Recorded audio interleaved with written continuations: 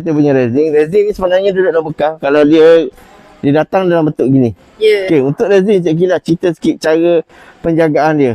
Resin ni tak boleh terdedah dengan bawah matahari. Dia ada expired. Kini kita punya resin ni 3 minggu. Tapi kalau kata lepas pada 3 minggu tu, cek dalam sebulan. Tapi tak ada kerah cair somel lagi, benda tu masih lagi boleh digunakan. Tak ada masalah dia. Kalau kerah awak ambil, kerah ketung dah. Tu memang sahih-sahih tak boleh guna. Walaupun resin ni tidak ada warna, sebaiknya bila kita nak guna, kita goncang dulu baru kita letak. Kita guna. Supaya kemikal-kemikal yang dalam resin ni dia bercampur. Okey, untuk kita memang ada jual resin ni. Yang kita pakai ni memang kita jual.